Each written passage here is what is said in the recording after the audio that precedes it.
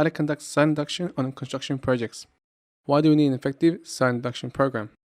Site induction is carried out to make sure that all construction personnel, including the managers, are well aware of the occupational health and safety rules and potential risks and hazards associated with the construction project.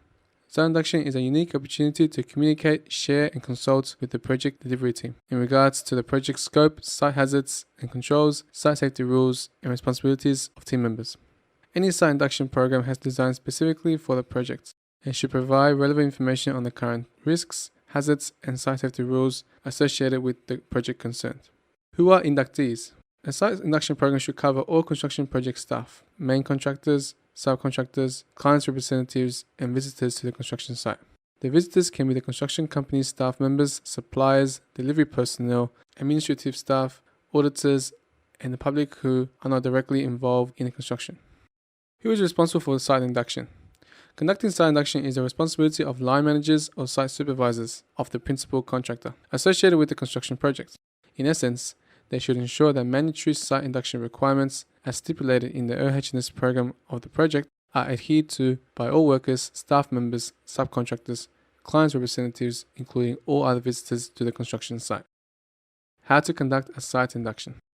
At the start of each project, a site induction session is held for all staff members and subcontractors who are known to be working at the project site. Others joining later to work on the site go through this site induction too. Information about what has to be covered during induction is provided in the site safety rules prepared for each project site. The safety rules can be found in the Project Safety Management Plan or PSMP prepared for each project. All those who receive site induction must sign a declaration form to obey the safety rules for the project. Any person who does not sign the declaration is not allowed to enter the site. Site induction contents. Site inductions should cover at least the following things: the company's health, safety, and environmental policy, site safety rules for the project, emergency procedures, contacts and reporting procedures, hazard reporting procedures, details of welfare amenities on the site, training requirements for critical activities such as working at heights, working in confined spaces, etc. The success of any site induction program greatly depends on the construction company's commitment to health and safety. Hence, it is essential to highlight the construction company's OH&S policy, how it is implemented, including the roles the staff play. It is essential that inductees know hazards associated with their type of work, more specifically the potential hazards associated with open excavations, work at heights, work in confined spaces, contaminated land, fire, plants and vehicle movements, traffic management, etc. In addition to the above, make sure that all inductees are well aware of any specific requirements needed when specific hazards are identified. For example, they should know the detailed work method statements and risk assessment procedures that need to be adapted, including level of authorizations required to proceed with construction work associated with such specific hazards. Similarly, all inductees should be made aware of any restricted areas and control measures put in place in such places. Also, it is necessary to describe any emergency situation, such as a fire explosion, that requires evacuation.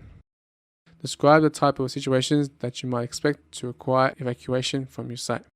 Make sure that the site layout plan is also shown to them.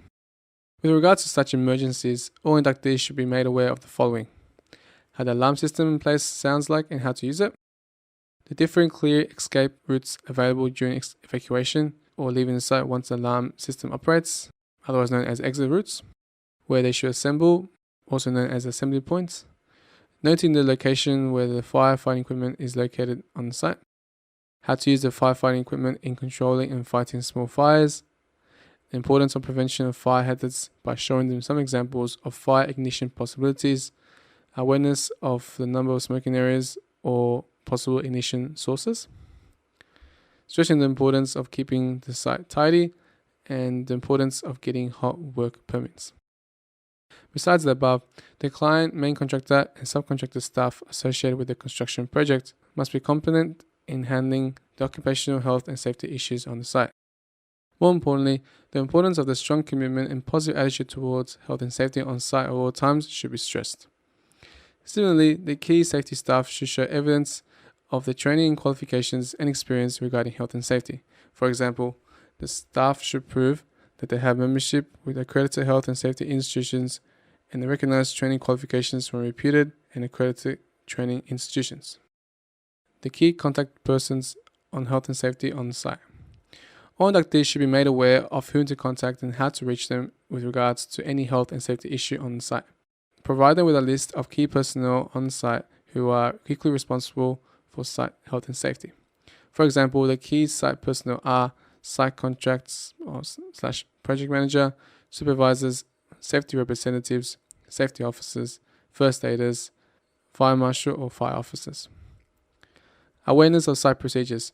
All inductees must be fully aware of the site procedures related to OHS. More specifically, they should be made aware of the site contact telephone numbers, site procedures for recording who's present on site at any given time. This is to ensure that all persons are taken into consideration in an emergency. For example, signing in and signing out of the sites should be and must be a mandatory requirement.